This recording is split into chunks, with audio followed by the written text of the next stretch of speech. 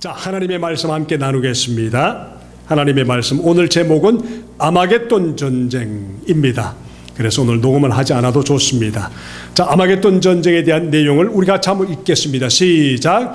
그리고 나는 하늘에서 크고도 놀라운 또 다른 표징을 하나 보았습니다. 7 천사가 7 재난을 가지고 있었는데 그것은 마지막 재난이었습니다. 하나님의 진노가 그것으로 끝났기 때문입니다. 16장으로 갑니다. 시작. 나는 또 용의 입과 짐승의 입과 거짓 예언자의 입에서 개구리와 같이 생긴 더러운 영 셋이 나오는 것을 보았습니다. 그들은 귀신의 영으로서 이적을 행하면서 온 세계의 왕들을 찾아 돌아다니는데 그것은 전능하신 하나님의 큰 날에 일어날 전쟁에 대비하려고 왕들을 모으려고 하는 것들입니다. 보아라, 내가 도둑처럼 올 것이다. 깨어 있어서 자기 옷을 갖추어 입고 벌거벗은 몸으로 돌아다니지 않으며 자기의 부끄러운 데를 남에게 보이지 않은 사람들은 복이 있다. 그 새 영은 히브리 말로 아마겟돈이라고 하는 곳으로 왕들을 모았다. 7째 천사가 그 대접을 공중에다가 쏘더니 성전에서 보좌로부터 되었다 하는 성이 왔습니다. 또 번개가 치고 성읍들이 나고 천둥이 울리고 큰 지진이 일어났는데 이런 큰 지진은 사람이 땅 위에 생겨난 뒤로 일찍이 없었던 것들입니다. 그리고 그 큰 도시가 세 조각이 나고 민족들의 성읍들도 무너졌습니다. 하나님께서 그 큰 도시 바벨론을 기억하셔서 하나님의 진노를 나타내는 독한 포도주의 잔을 그 성읍에 내리시니 그리고 그 무게가 1달란트나 되는 큰 우박이 하늘로부터 사람들 위에 떨어지니 사람들은 우박의 재앙이 너무나 심해서 하나님을 모독하였습니다. 오늘 15장 16장의 말씀인데요, 사실은 이 말씀이 무시무시해서 그냥 지나갈까, 조금만 영적으로 정신을 차리고 보면은 이 말씀은 굉장히 무시무시한 그런 말씀입니다. 오늘 제목이 아마겟돈 전쟁. 믿지 않은 사람들, 또 세상 예수님과 전혀 관계없는 사람들도 이 전쟁은만큼은 압니다. 왜냐하면은 수많은 영화와 또 역사가들이 아마겟돈 전쟁이 어떻게 일어날 것인가 상상을 하면서 환상 속에 아마겟돈 전쟁이라는 그 많은 것들을 만들어서 세상 사람들이 알기 때문입니다. 먼저 예수 믿는 성도들이 가져야 할 역사관입니다. 성경의 역사관은 세상에 끝 시작이 있었던 것처럼 끝이 있다 하는 말로 직진입니다. 유교나 불교나 다른 종교처럼 어느 날 돌고 돌아서 나중에 또 다른 모습으로 태어난다. 아니면은 이 세상에 잘하면은 또 다시 태어날 때 좋은 모습으로 태어날 것이다. 또 착한 일 많이 해야 된다. 여러 가지로 많이 있지만은 성경이 우리에게 말씀하는 것은 시작이 있었고 끝이 있었다. 창조가 있었고 심판이 있다. 그런 말씀입니다. 그래서 오늘 그 마지막 전쟁을 우리는 아마겟돈 전쟁이라 성경은 그렇게 부릅니다.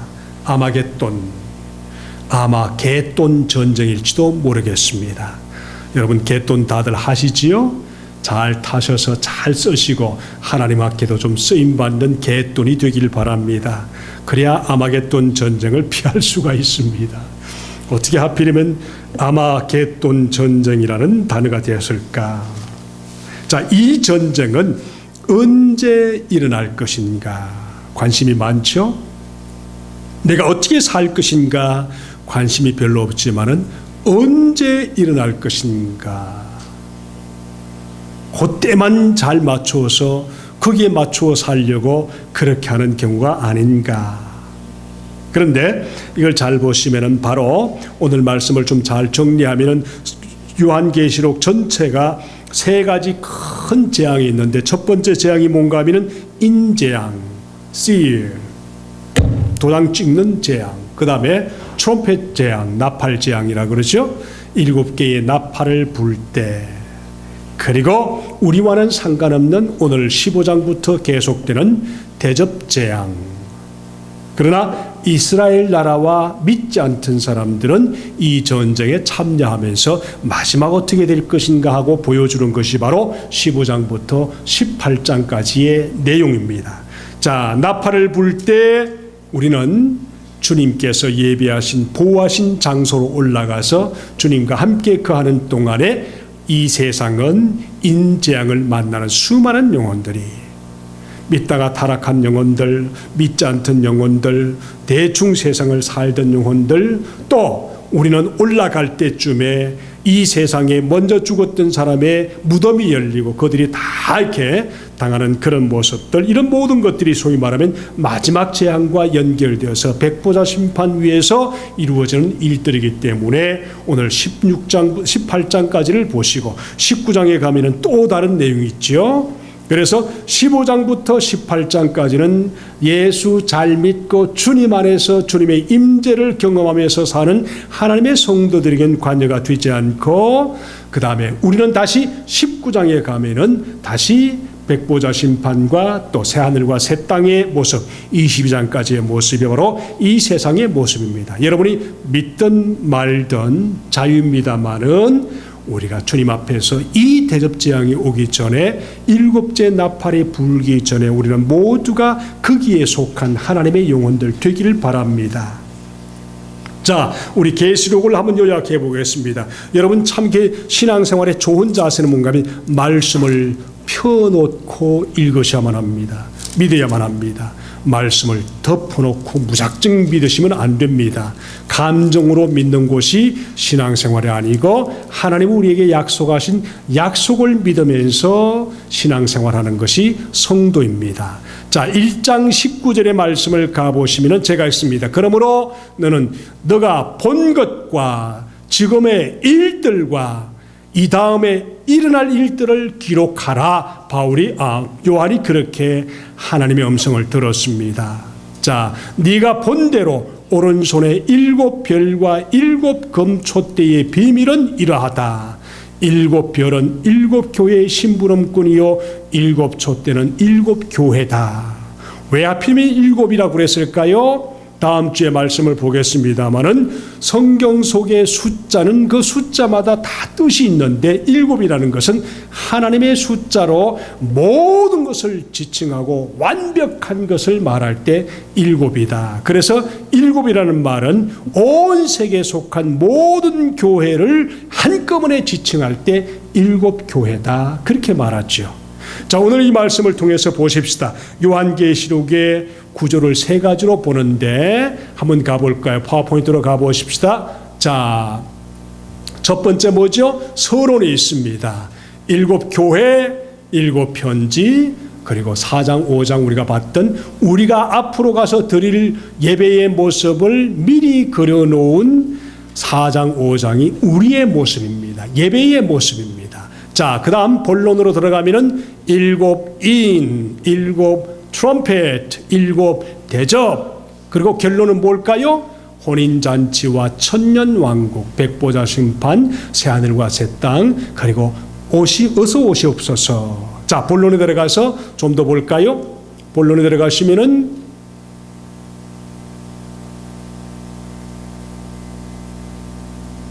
자, 여러분이 복사해 드린 종이에 참조를 하시면서 보시길 바랍니다. 자, 7 먼저 인이 있습니다. 그렇죠?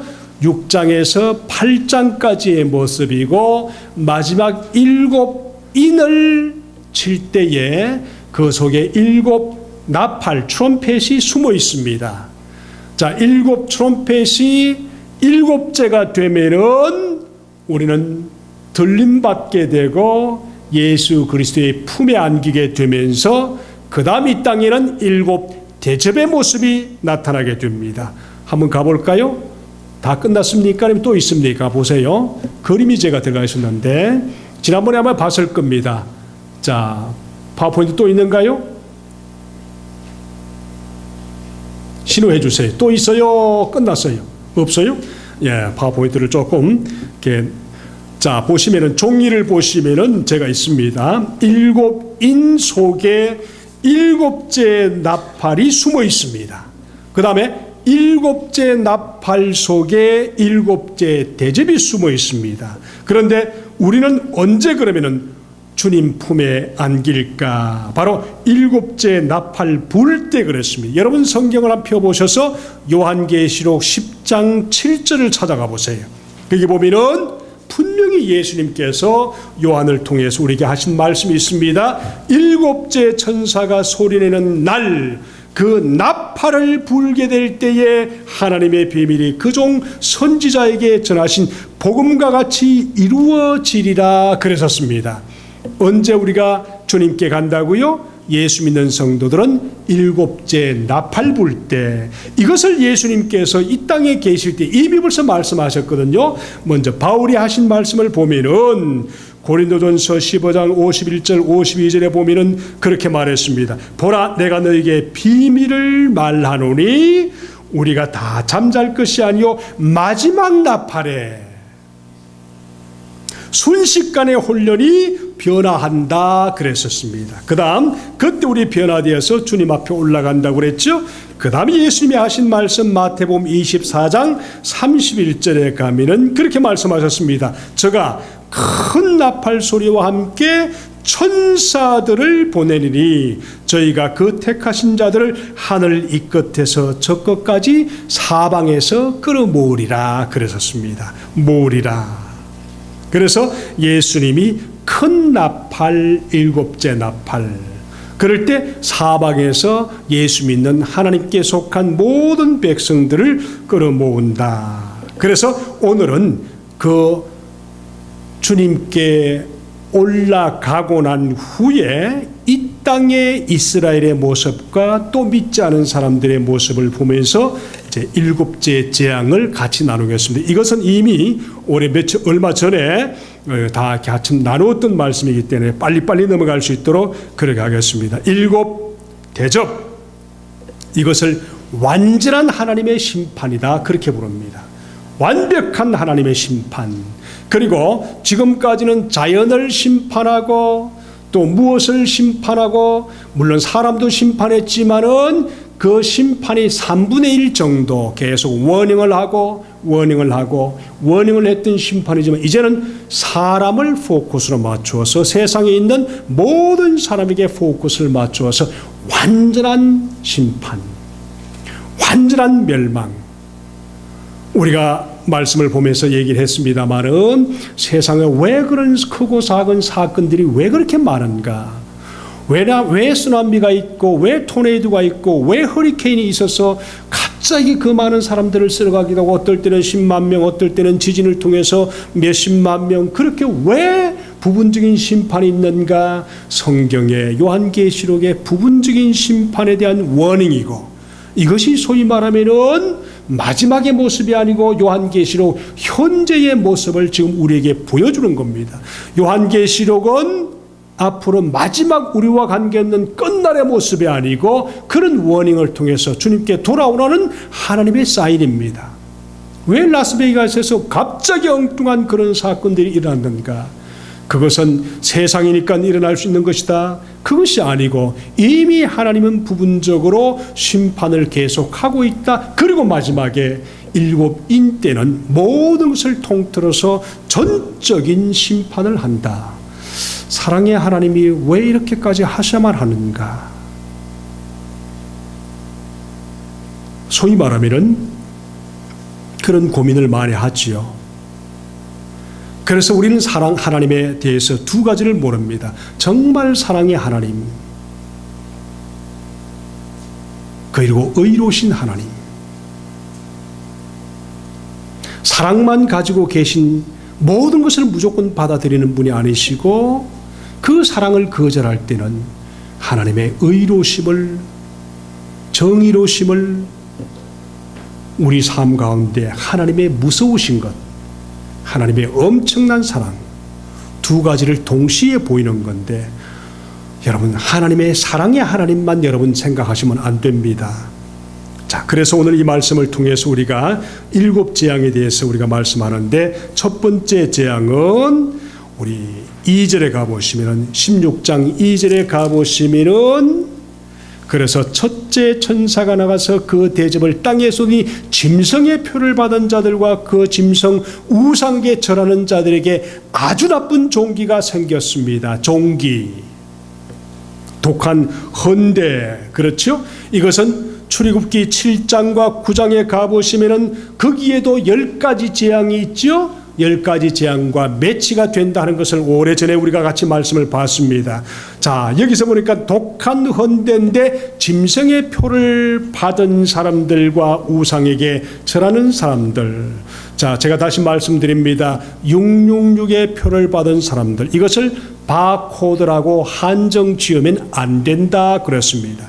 바코드 정도가 아니고 바코드보다 훨씬 더 엄청난 우리 표시다 그랬었습니다. 짐승의 표, 바코드, 물론 바코드도 그 속에 속하지만은 모든 것을 바코드로 그냥 일괄적으로, 그래서 뭘 바코드를 받지 마십시오, 어디 들어갈 때 이걸 받지 마십시오, 이 정도가 아니죠. 마귀가 그 정도의 순수한 우리가 알아들을 정도의 그런 사람이, 그런 마귀가 아니고 우리가 미처 알아채지 못한 그런 사인입니다. 그러므로 우리는 주님 안에 항상 붙어 있고 그분의 임재를 경험하고 그분과 함께 교제하는 것을 믿음의 우선순위로 삼아야 되는 겁니다. 주일 예배 한번 드리고 주중에는 아무렇게나 살아도 된다, 이것이 아니지요. 생명의 연관 관계가 주님의 임재하심이 주중이 더 중요하다는 사실, 이걸 우리가 소위 말하면 얘기합니다. 그래서 첫 번째 독한 헌대의 심판, 두 번째 재앙은 바다가 피가 되는 심판 재앙입니다. 세 번째 재앙도 마찬가지로 강과 물들의 근원이 피가 되는 재앙, 이것이 10가지 재앙 속에 속했던 출애굽의 사건과 비슷하죠. 자, 그 다음에 네 번째 재앙 8절로 가보세요. 성경의 8절, 넷째 천사가 그 대접을 해에다 쏟았습니다. 태양을 말합니다. 선을 말합니다. 해는 불로 사람을 태우라는 허락을 받았습니다. 이때 정말 해가 막 달려온다는 것이 아니고 해의 그 뜨거운 것이 모든 것을 태운다. 이게 어쩌면은 해일 수도 있고 요즘 말하면은 수소폭탄, 원자폭탄일 수도 있고 그런 것입니다.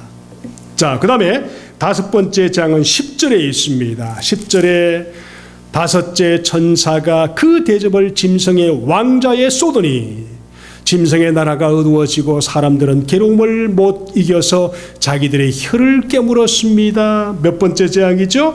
다섯 번째 재앙. 이제부터 여섯 번째 재앙이 무섭습니다. 여섯 번째 재앙을 소위 말하면 아마겟돈 전쟁 재앙, 전쟁의 재앙이다. 12절에 가볼까요? 같이 읽습니다. 시작.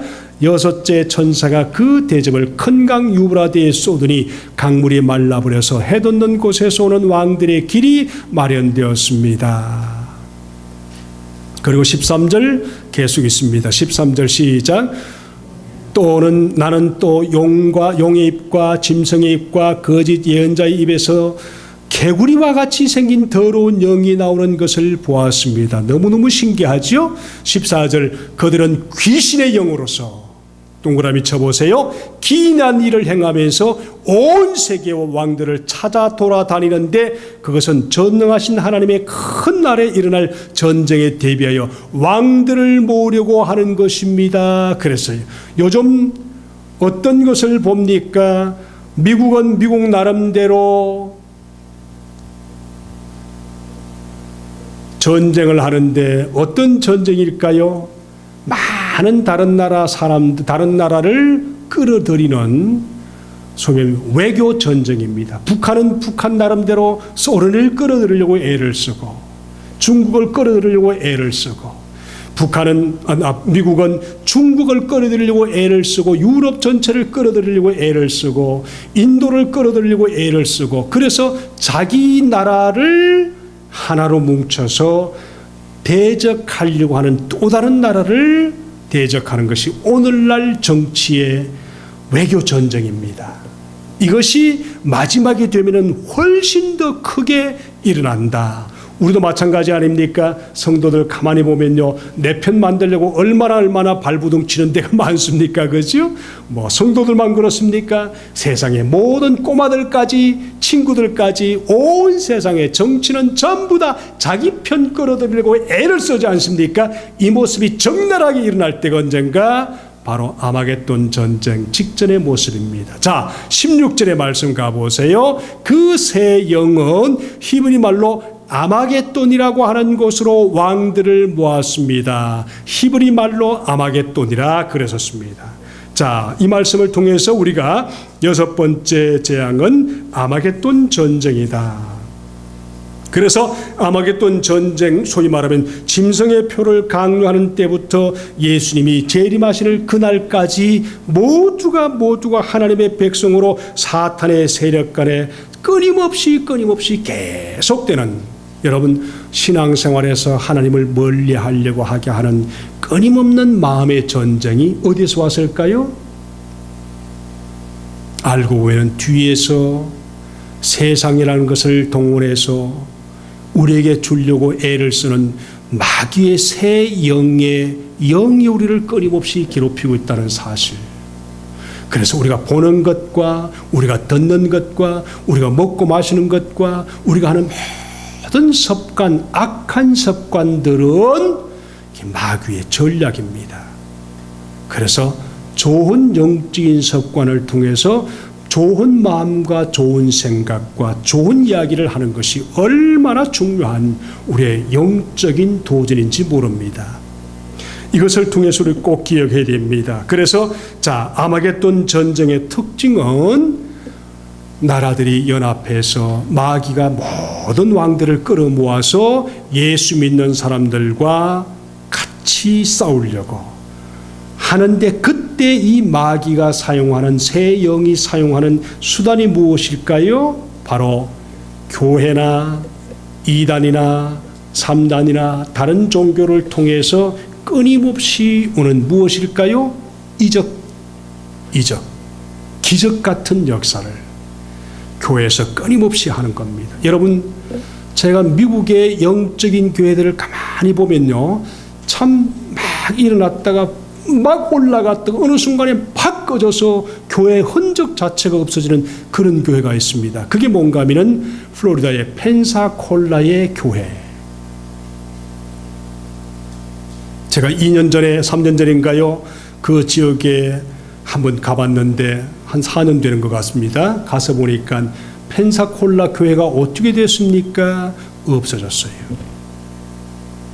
잔 윈브라는 목사님이 나타나서 캘리포니아를 중심으로 온 세계 The Third Wave라는 그것을 통해서 엄청난 이적과 기적과 역사를 막 일으켰습니다. Vineyard Church라고요. 물론 그것이 지금도 있습니다만은 그곳에서 엄청난 넘어뜨리고 쓰러지고 그 다음에 예언하고 방언하고 엄청난 많은 일들이 있었는데 오늘날 사그라지고 있습니다. 이런 것들이 끊임없이 계속 하는데, 제가 신앙생활을 하면서 보니까 하나님의 생명의 말씀을 읽고 묵상하고 그분이 나에게 영적으로 말씀하는 것을 내가 잘 듣고 정말 깨닫는 그 순간이 내 심령 속에 가장 좋은 영적인 충만함이더라고요. 밖에서 오는 또는 체험을 통해서 또는 무엇을 통해서 하는 그 모든 것은 순간으로 지나가는데, 정말 내 영적으로 터치하는 것은 서로 깨달은 말씀을 함께 나누면서 서로 도와주면서, 아, 그렇구나, 바로 이거구나 하면서 영적인 어떤 귀중한 마음이 마음속에서 하나님의 말씀을 깨달으면서 일어나는 그 순간이 가장 영적으로 귀중한 충만함입니다. 어느 순간에 방언을 하자 해서 막 방언을 해서 막 방언을 강요하고 하는데 방언을 했습니다. 저도 방언을 합니다마는 그 방언이 강요된 방언, 분위기에 휩쓸린 방언,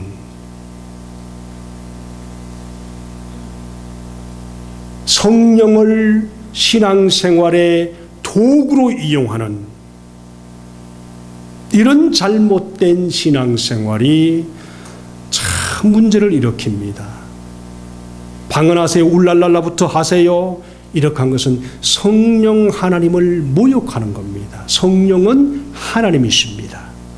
제3의 하나님이십니다. 창조자 아버지 하나님, 창조자 예수 그리스도, 창조자 성령 하나님을 이용하려고 하는 것은 하나님을 이용하려고 하는 것입니다. 우리가 하나님께 가야지요. 하나님이 우리를 사용하셔야지요. 그런데 그런 많은 이적들을 통해서 수단을 삼았습니다.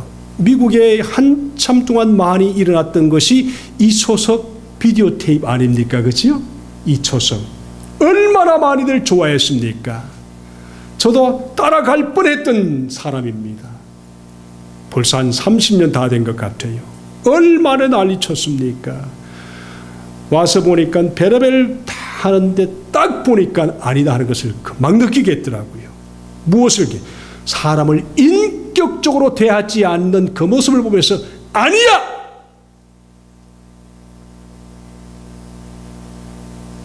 그래서 제가 그냥 끝냈습니다.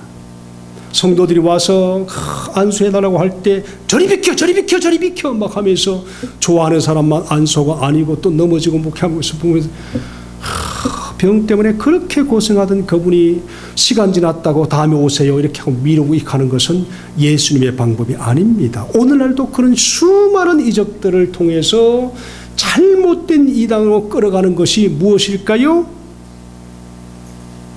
요한계시록에 나오는 신천지 사건을 이름도 신천지 교회라고 해서 그 좋은 단어를 이단들이 사용하면서 신천지 안 좋은 단어가 되어버렸습니다.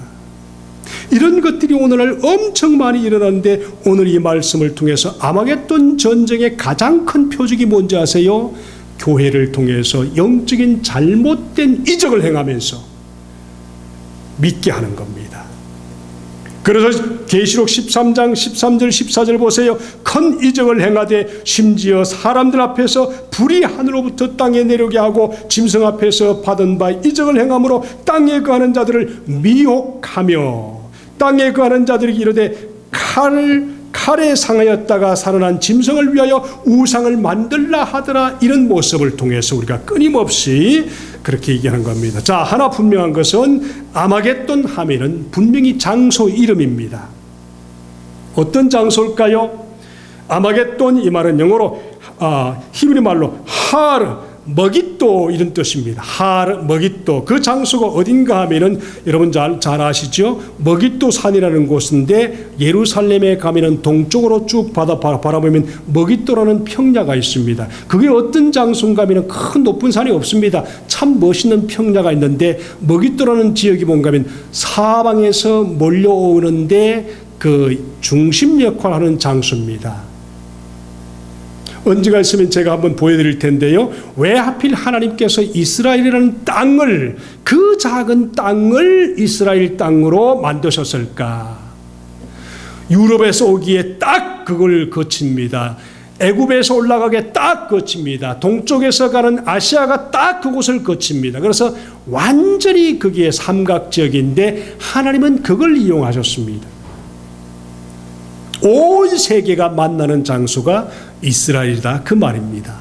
자, 그러면 머깃도라는 이 장소는 옛날에 아시죠? 엘리야가 850명의 바알 우상들을 섬기던 이스라엘의 아합 왕 시절에 그곳에서 불을 가지고 그들을 다 태워 죽이던 장소의 바로 그 앞이 머깃도 장소고 그곳이 바로 우리가 말하는 아마겟돈 전쟁의 장소라고 얘기합니다. 그러면 그 작은 장소가 전 세계에 일어날 장소가 될까? 아니요. 확대 해석하셔서 영적으로 보시면 충분히 가능한 얘기입니다. 그래서 16장 13절의 말씀 보면은 거기에 새 더러운 영이 있는데 누군가요? 새 더러운 영이 무엇과 같다고 그랬습니까? 개구리 입에서 나오는, 한번 생각해 보세요. 개구리가 먹었다가 개구리의 침을 맡은 그 내용을 우리가 먹을 수 있을까요? 개구리는 그 자체가 찐득찐득하고 끈적끈적하고 지저분하지 않습니까? 별의별 안 좋은 물에가 살고. 자, 더러운 영이다. 새 더러운 영인다. 그 장군의 이름이 뭔가 하면은 용과 짐승과 거짓 선지자다. 이게 새 장군의 이름입니다. 자, 이 세 장군이 14절에 가보니까 이적을 행하여 온 천하 임금들에게 가서 하나님 곧 전능하신 이의 큰 날에 전쟁을 위해서 그들을 모으더라. 누가 모을까요?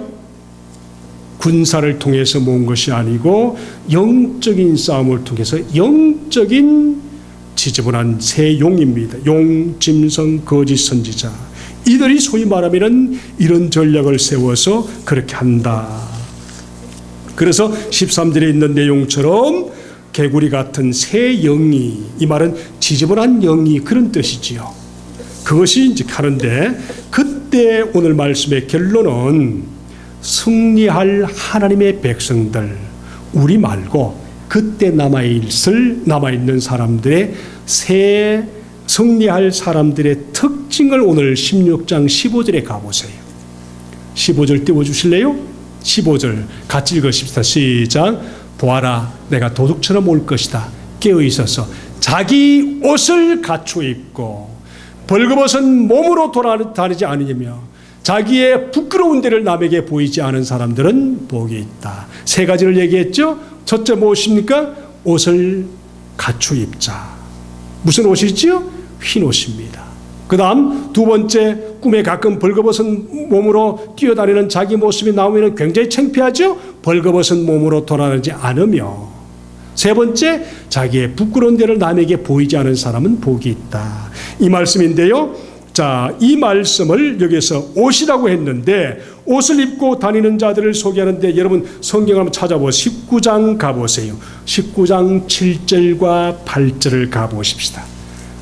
미리 가보십시다. 19장 7절과 8절. 이게 사실요, 한 구절 한 구절 해석해 가야 되는데, 그러면 1년 이상이 걸려도 모자랍니다. 요한계시록은. 그래서 요약하고 또 요약하는데, 자, 7절과 8절 시작. 기뻐하고 즐거워하며 하나님께 영광을 돌리자. 어린 양의 혼인날이 이르렀다. 그의 신부는 단장을 끝냈다. 신부에게 빛나고 깨끗한 모시옷을 입게 하셨다. 이 모시옷은 성도들의 의로운 행위다. 9절까지 시작. 또 천사가 그에게 말씀하였다. 어린 양의 혼인잔치에 초대를 받은 사람은 복이 있다고 기록하여라. 그리고 말하였습니다. 이 말씀은 하나님의 참된 말씀입니다. 자, 이 말씀은 사실은요, 마태복음 22장에 가보시면은 예수님께서 이 세상에 계실 때 이미 하신 말씀입니다. 그걸 그게 대반복하고 있습니다. 자, 하나님께서 잔치에 다 예수님이 초대를 했습니다. 초대를 했는데 모든 사람들이 다 왔는데, 어떤 사람은 밭 사는 것 때문에 뭐 쟁기를 가지고 밭을 가락에 갈기 때문에, 어떤 사람은 뭐 때문에 장가가기 때문에 못 왔다고 그러는데, 마지막에 이곳에 가서 저곳에 가서 많이들 끌어모아서 다 잔치에 왔는데, 하필이면 잔치를 열어보니까 예수님이 이런 말씀하셨습니다. 예복을 입어야만 한다는 사실을 비유로 말씀하셨다. 임금이 손님들을 보러 들어올세 거기서 예복을 입지 않은 한 사람을 보고서 가로되, 친구여, 어찌하여 예복을 입지 않고 여기 들어왔느냐 하니 저가 유구무원이거늘 임금이 사원들에게 말하되 그 수족을 결박하여 바깥 어두운 데에 내어 던지라. 거기서 슬피 울며 이를 갈미 있으리라. 예수님이 마태복음 22장 1절에서 3절 잔치를 배설한 그 모습을 얘기하셨고, 그것이 요한계시록에 다시 지금 기록되고 있습니다. 얼마나 무서운 얘기인가요? 자, 여기에서 거두절미하고 요한계시록 3장 18절에 가면 또 같은 얘기를 합니다. 라오디게아 교회에 말씀을 하시는데, 내가 너를 권하노니 내게서 흰 옷을 사서 입어서 벌거벗은 수치를 보이지 않게 하라. 여기서 흰 옷을 입어라. 자, 여기서 주님께서 말씀하시는 성도들의 의로운 행실이다 그랬는데, 여기서 아차 잘못하는 순간에 여러분이 오해할 수 있는 것이 있는데, 신앙생활은 내 의로운 행동을 따라서 하는 것이 아니지요. 예수님 안에 내가 들어와 있으니까 예수님이 나를 의롭다고 인정해 주시는 놀라운 은혜, 이것이 흰옷입니다.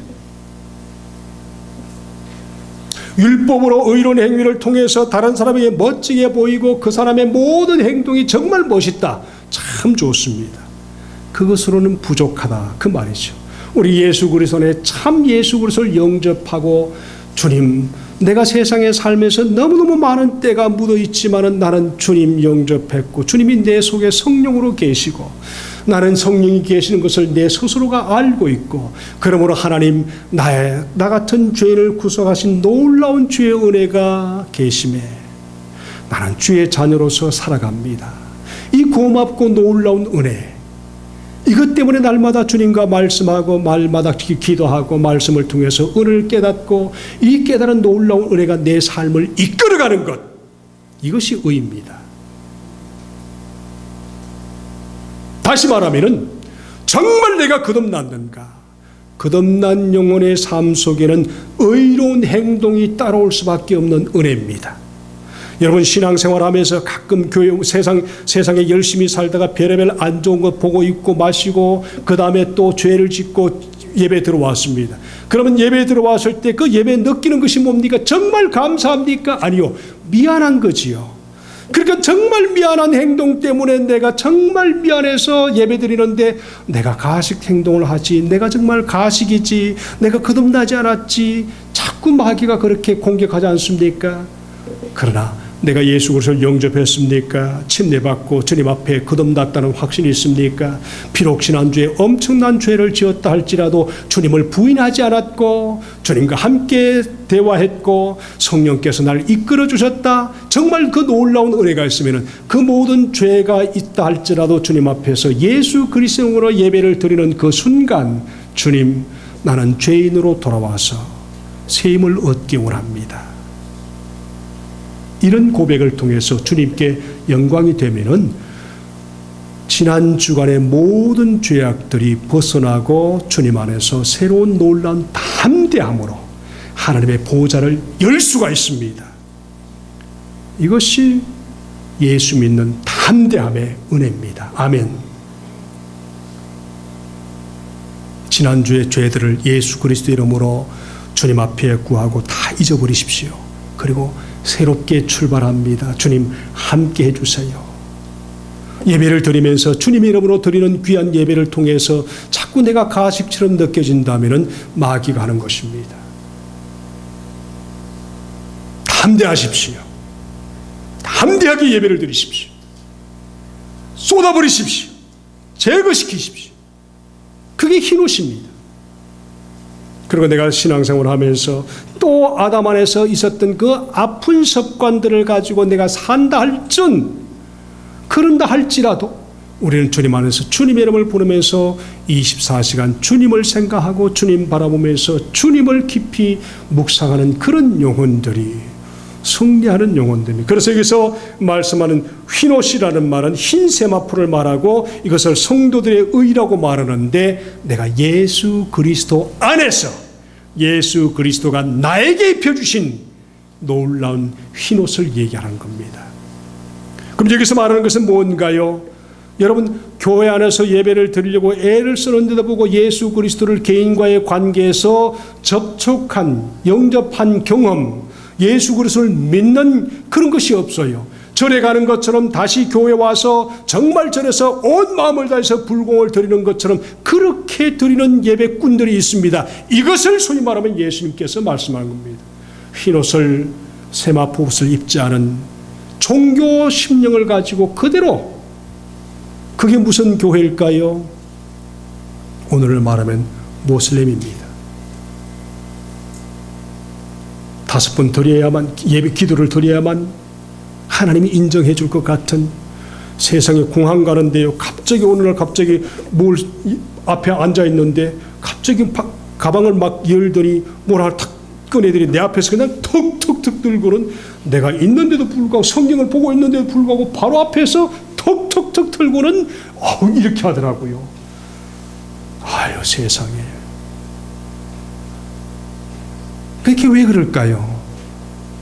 여러분 예수 그리스도의 놀라운 이름으로 내가 예수를 영접하고 주님 앞에서 거듭난 경험이 있고 그런 영혼들은 그 모든 행동에서 자유가 있습니다. 감사가 있습니다. 정말 이번 기회에 여러분이 내가 정말 예수 그리스도 이름으로 거듭났는가 확인해 볼 수 있길 바랍니다. 거듭난 영혼들의 삶은 달라질 수밖에 없습니다. 이것이 주님께서 그렇게 말한 겁니다. 자, 그래서 아마겟돈 전쟁에서 누가 승리할 수 있을까? 그 말은 흰옷을 입은 성도들 중에서 다시 말하면 우리들 예외 말고 아마겟돈 전쟁까지 살아남아 있는 이스라엘 백성들. 오늘날 이스라엘 백성들이 정말 예수 그리스도를 많이 영접하고 있지만은 그러나 아직 예수 그리스도가 자기의 메시아라고 믿지 않은 이스라엘 사람들 수천만의 사람들, 본토에만 600만이 살고 있다 하지 않습니까?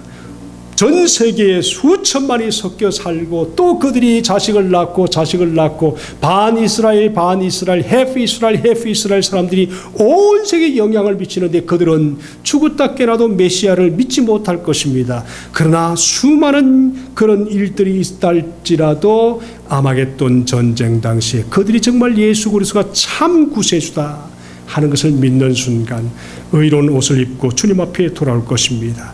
그때 마음에 예수 그리스도의 임재를 늘 느끼면서 예수가 참 구세주구나 고백하는 순간 그들은 승리자가 될 것입니다.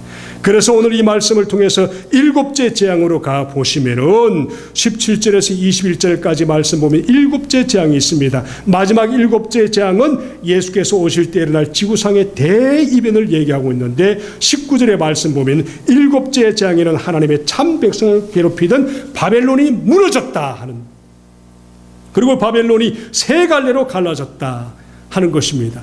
예루살렘이 마지막 망하는 그 순간에 세 패로 나누어서 전 세계에 흩어졌다는 사실, 이것이 하나의 사인입니다. 다음 주에 말씀을 보도록 하겠습니다. 여러분, 성경 속에 있는 크고 작은 사건들을 조금 더 영적으로 확대해서 보면은 오늘날 얼마든지 우리가 깨어서 일어날 수 있는 놀라운 그림들이 그곳에 있습니다. 신앙생활 믿음으로 할 때 마지막에 바벨론이 세 갈래로 나누어지면서 용의 짐승과 거짓 선지자 세 종교가 연합해서 우리를 공격해 올 때 우리는 그때 그래서 요한계시록이 나에게 주어졌구나 하면서 주님 앞에 단식하면서 감사하면서 놀라운 은혜로 쓰임받게 될 것입니다. 여러분, 그러나 15장, 16장, 17장, 18장의 주인공이 되지 않을 수 있기를 예수님 이름으로 축복하고 부탁드립니다. 한 주간도 주님 더불어서 승리할 수 있는 모두가 될 수 있기를 예수님 이름으로 축원드립니다. 기도하겠습니다.